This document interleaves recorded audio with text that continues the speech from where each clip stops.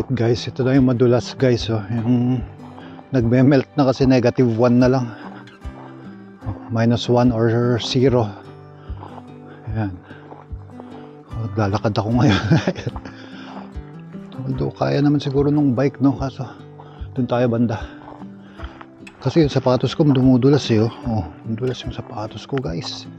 Iba talaga pag ano, Vibram na Mega Grip. Ayan, maganda mga Vibram dito.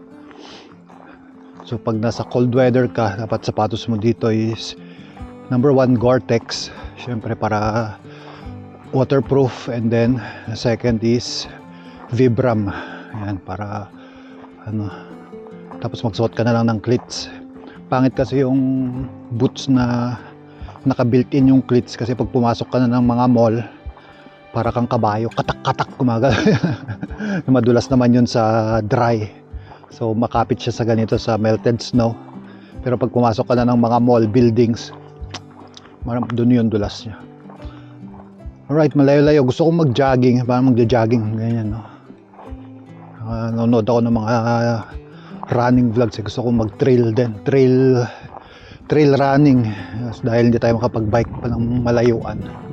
Yun na magiging form of exercise natin. Pero in this condition, melting snow, nakadulas. So ewan ko saan na mag-grocery nito. Testing kong i-bike, tapos pag sumemplang, panoorin panoorin nyo na lang yung pagsemplang ko guys, ha. Dahan-dahan lang tayo.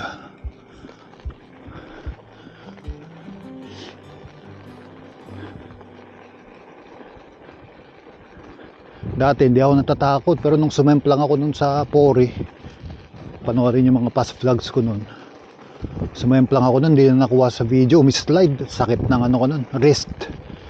Yung wrist ang nadali kasi pinangsalo ko yung kamay kong right wrist. Tapos yung puwet, bandang right ng puwet, kasi pa ganun yung semplang ko, pa slide.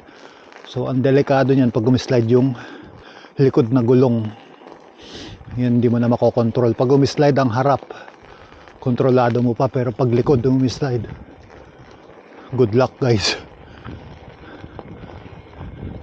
Wala, hindi tayo dito, hindi bikeable to. Tawid tayo, lakad. Padaanin natin yung sakyan.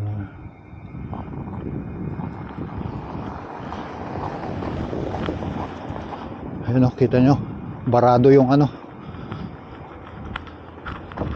barado itong ano, no, ito madulas. Kaya natin mag-grocery kasi bili ako ng extension wire para sa mga saksakan natin ng gadgets.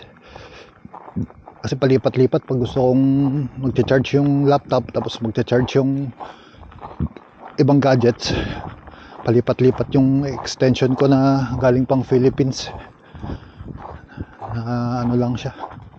Bili ako nung talagang built-in na yung ganun, mahaba.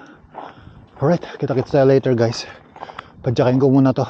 Ewan ko kung anong pupuntahan ng vlog na to, pero pakita ko lang sa inyo yung struggle ng winter, ng snow, especially sa akin na biker, diba? Cyclist. Kaya yan, sa una lang masaya yung